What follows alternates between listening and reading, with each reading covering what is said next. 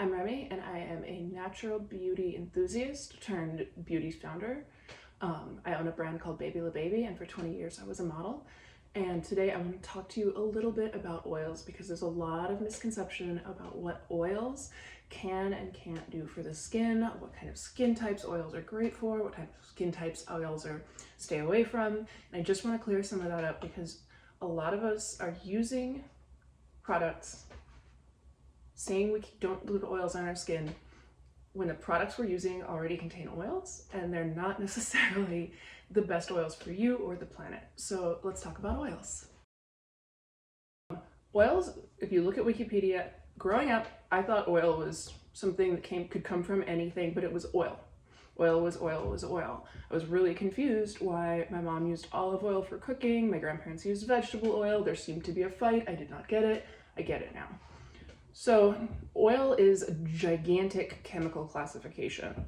Oils are anything that is a chemical compound composed primarily of hydrocarbons, which is hydrophilic, means it doesn't blend with water, and lipophilic, which means it doesn't, let's go with lipophilic. And lipophilic, which means it blends well with other oils. Water hating, oil loving. So that's why when you shake a salad dressing, you'll see it separate. Oils hate water. That's what classifies something as an oil. That's an incredibly broad category. Oils are as vast as other liquids in terms of how many different types you can have, what their properties are, what their pH balances are, whether or not talking about the skin, they're non-comedogenic. So I just want to talk you through some of the basics about the oils we already use in our products, the oils that we as a company use in our products and I use on my face every day, and why we should think a little differently about oils and skincare.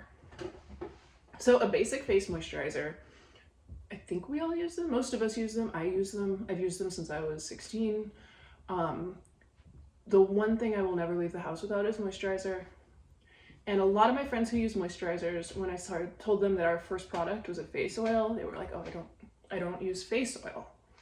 Okay, cool. I wasn't gonna like sit there and educate or like try to convince people that that wasn't necessarily the way, but here's the deal. Moisturizers are oil plus water plus an emulsifier plus whatever makes it creamy. I don't know a moisturizer on the market that doesn't use an oil. The reason being is that oils lock, number one, they soften. Oils soften skin, they protect skin, but they lock the liquids into the skin. Oils create a barrier. They are there so that the water in your moisturizer gets absorbed. It's pretty simple. The reason a moisturizer doesn't separate is because you have a substance in there that binds them. So that's going to be something that's going to be called an emulsifier, and it's something like a lecithin. There's tons of emulsifiers that will bind the oil to the water and create a system where they can be friends and play nicely and blend. So if you look at the back of your moisturizer, you'll have oils there in so many different cosmetic naming names.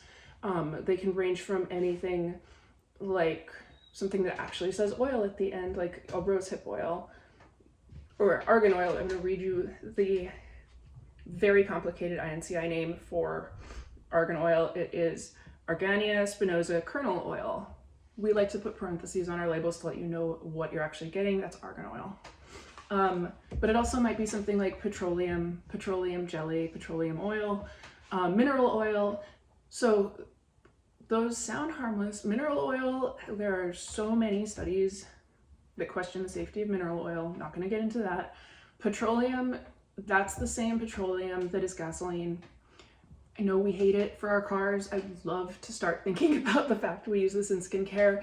It's seen as a very safe for skincare ingredient. It is non-comedogenic. That's all true, but we're still drilling for oil.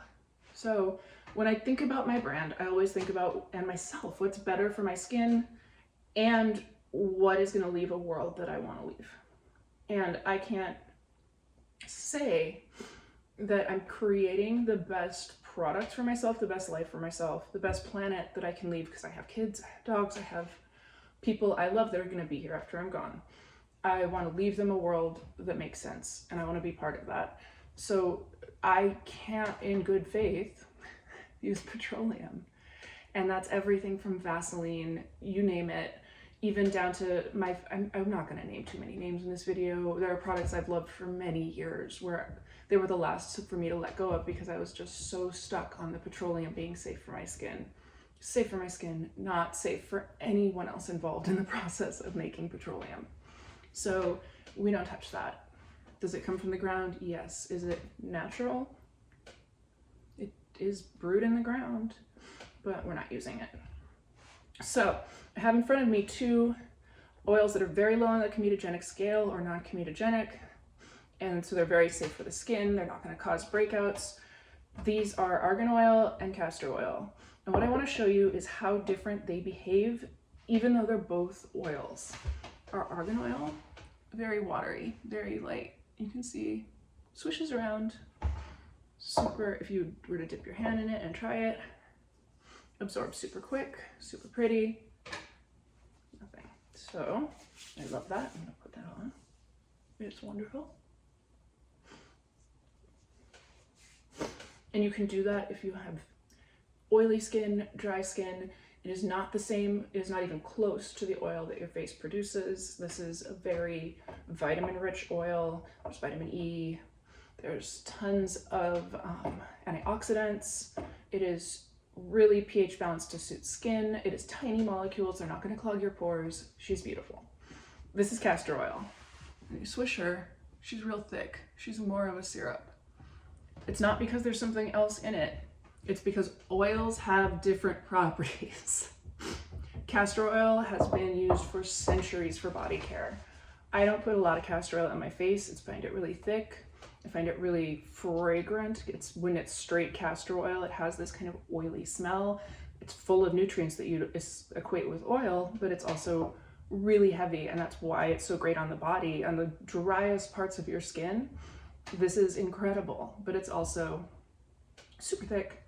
So we use this in a lot of our products, but we mix it intelligently so that we get the benefits of castor oil without making you touch something that is truly very sticky, very heavy. When I use this after a shower, if I were to use it straight, I would have to let myself dry before sitting down on sheets, or you would leave oil spots. You don't get that with a lighter oil, and that's because they are chemically so different. The only thing that keeps them in the same classification is that they are both hydrocarbon-based chains, and they bond to other oils, and they separate from water. It's a huge category. So we have this dearth of natural oil options to choose from, and I challenge anyone right now to go check your moisturizer, check your body moisturizer, check your face moisturizer. All we're doing when we're applying a moisturizer is we're applying at its base mixed oil and water. And we can also do that by dampening our face and applying an oil. Does the same thing. A lot of them will have, a lot of moisturizers, excuse me, will have like a shea butter, which we love. We do that in our upcoming facial moisturizer. There's shea butter. These are nourishing, these are additionally hydrating, but they're not at the core of what makes a moisturizer a moisturizer. So go check it out. Check your medicine cabinet, check your body moisturizers, check everything you have. I really want you to know what's in your products because it matters. It matters for yourself, it matters for your hormones, your endocrine system, and it matters for the planet, for what we are choosing to extract from the world, whether it's regenerative, whether it's renewable, or whether it's a non-renewable resource that changes landscapes, that changes livelihoods, that changes the climate. So take a look, let me know. And if you like me, like, subscribe, follow, please share me. I'm brand new here.